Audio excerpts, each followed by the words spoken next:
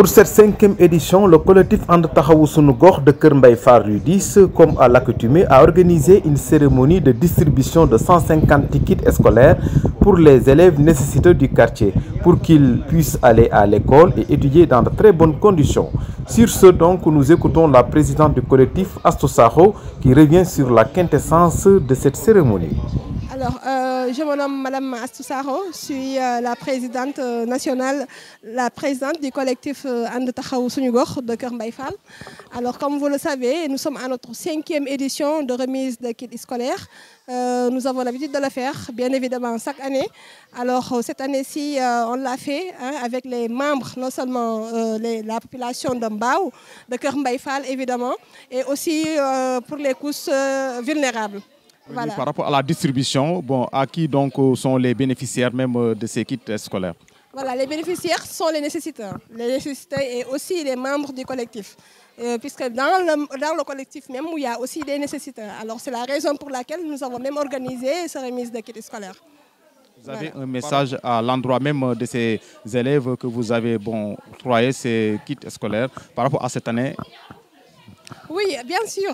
C'est juste de demander aux élèves si on s'est battu pour qu'il y ait meilleurs kits, pour qu'il y ait suffisamment de kits, c'est pour qu'ils apprennent bien à l'école. Donc on les encourage à bien prendre soin de ces matériels qu'on vient de leur remettre et de bien étudier évidemment à l'école pour que leurs parents, en tout cas, leur papa et leur maman soient très contents d'eux. Oui, nous sommes à notre 5e édition et on ne fait pas que remise de kits scolaires, puisque le collectif est une association très sociale. Nous ne faisons pas que remettre des kits scolaires, évidemment. Chaque année, nous organisons des consultations médicales gratuites. Nous organisons aussi des set-setals dans le quartier lors de l'hivernage. Nous arrivons aussi à organiser des journées de reboisement et nous arrivons aussi à organiser des journées de formation, puisque le collectif, c'est purement social et développement.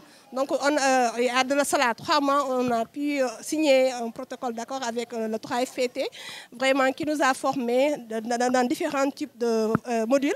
Alors, c'est un collectif vraiment qui est là, qui est en train de se former, qui est en train de faire du social, qui est en train aussi d'encadrer les femmes sur l'autonomisation financière des femmes. Alors, pour le moment, nous sommes plus de 200 membres. Nous sommes plus de 200 membres qui sont là dans le quartier. Voilà. Ouais. Puis même des autorités locales, ou bien si vous faites ça aussi, est-ce que vous aurez donc une main derrière vous ou bien? Oui, en fait, c'est ce qui fait défaut. Si vous avez constaté aujourd'hui, c'est nous les membres qui se sont cotisés pour pouvoir vraiment acheter ces kits pour soulager les femmes, surtout les familles des couches vulnérables. Alors, pour le moment, on n'a pas eu de soutien, en tout cas de qui que ce soit les autorités ou bien de l'État. Mais néanmoins, on s'est dit, en tant que femme, il va falloir qu'on commence par nous à faire du social. Donc, on s'est cotisé, on a pu réunir une somme consistante et on a pu vraiment acheter des kits scolaires pour pouvoir remettre ça aux couches vulnérables du quartier. Octobre Rose. Là aussi, on a vu que vous avez fait donc un panel par rapport à la sensibilisation des femmes sur donc le cancer du col de l'utérus. Là aussi, on avait suivi ça avec beaucoup d'intérêt. Là aussi, qu'est-ce que vous en dites? Évidemment, on va remercier d'abord Diouma, qui est une agence de santé, donc qui nous a fait l'exposé en tout cas sur les mesures préventives du cancer, comment vraiment se faire soigner, comment prévenir le cancer et comment vraiment sensibiliser les femmes à aller très tôt, surtout se consulter. Parce qu'on le dit très souvent, le cancer, quand c'est très tôt détecté, ça se soigne. Maintenant, il va falloir que les femmes osent aller à l'hôpital pour vraiment se faire consulter, pour qu'elles savent si réellement elles ont le cancer ou pas. Parce que le cancer, certes, ça tue, mais quand tu es au courant que tu as cette maladie, très tôt, ça se soigne. Voilà. Le mot de la fin, c'est de vous remercier IRA TV, très professionnel. Vraiment, depuis ce matin, vous êtes là avec nous, juste pour aider la population à savoir ce qui se passe dans les recoins du Sénégal. Alors, nous vous disons merci à toute la population de Mbao, nous disons merci aux membres du collectif And Taxawu Sunu Gox et disons à l'année prochaine, Inch'Allah. C'est moi qui vous remercie. Voilà.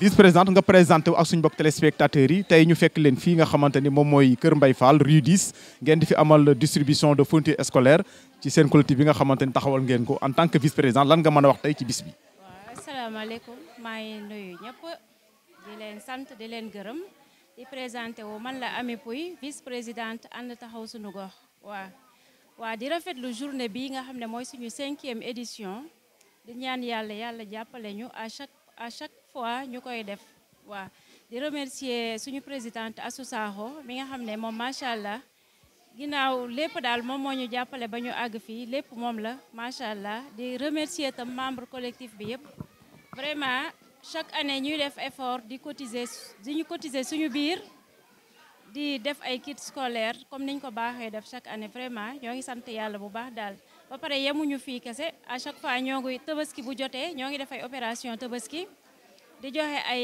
pomme de terre ay kit alimentaire en même temps tam bu weeru koor jotee dañuy def effort di dimbale famille yi nga xam ne famille démunies yi di leen jox ay suukar ay ravitaillement koor daal macha allah ñoo ngi dimbalante suñu biir ndaxte dëkk bi moom temps yi moom macha allah dëgër na trop mais ñooy sant yàlla ñoo ngi jàppalante vraiment association bi moom macha allah dañoo bokk ndey bokk baay bokk lépp di jàppalante même moment yu neex yi moment yu naqari yëpp benn lañ vraiment nous sommes une famille macha allah waa.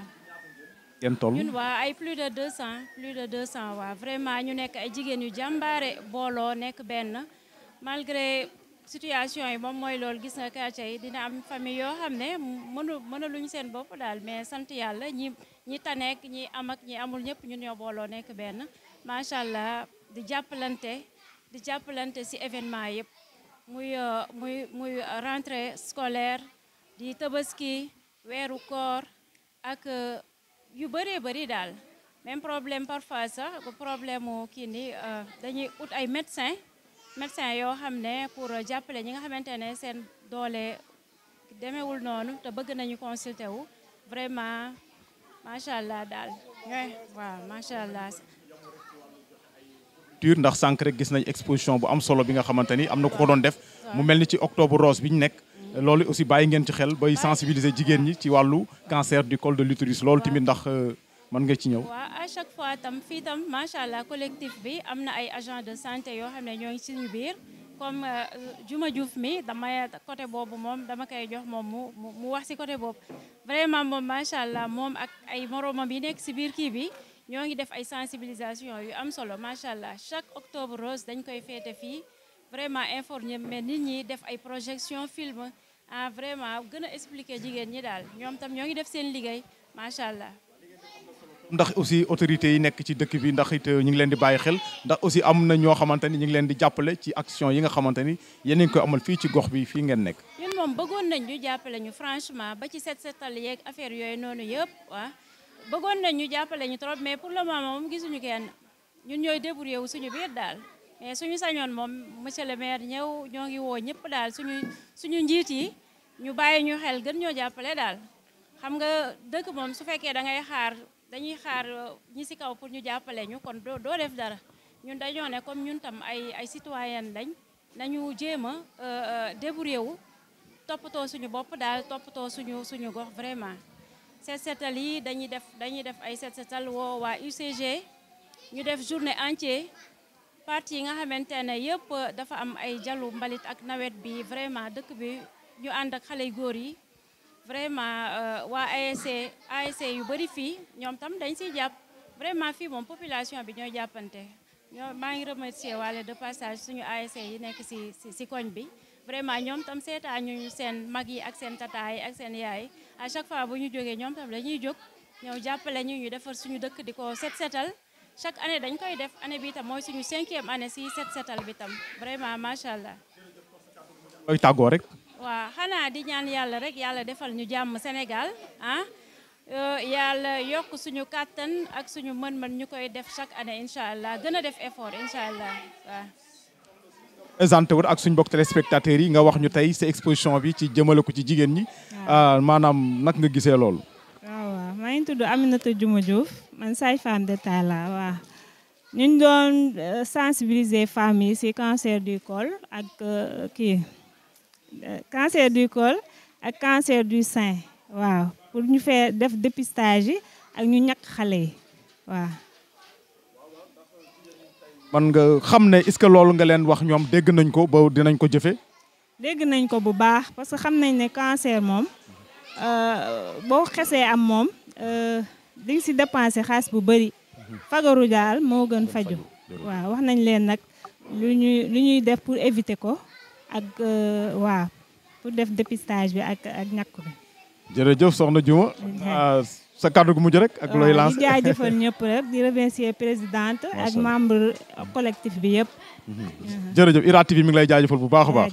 donc mu doonoon membre collectif ànd taxawu sunu gox bu Kër Mbaye Fall comme niñ ko daan defee at mu ne rek ren nag mu toll woon ci juróomeelu édition ñu doon joxe ay kit scolaire jëmale ko ci tout tànk yi nekk foofu ci gox bi mu toll woon ci téeméer ak juróom fukk ngir jagleel ko ñooñu si kaw seenum njàng bañ a am benn jafe-jafe mu doonoon ki nga xamante ni rek mooy seen naataango équipe IRA TV fii ci Kër Mbaye Fall di jox dox daje incha allah ba beneen yoon ak yeneen i xibaar ci télé bi.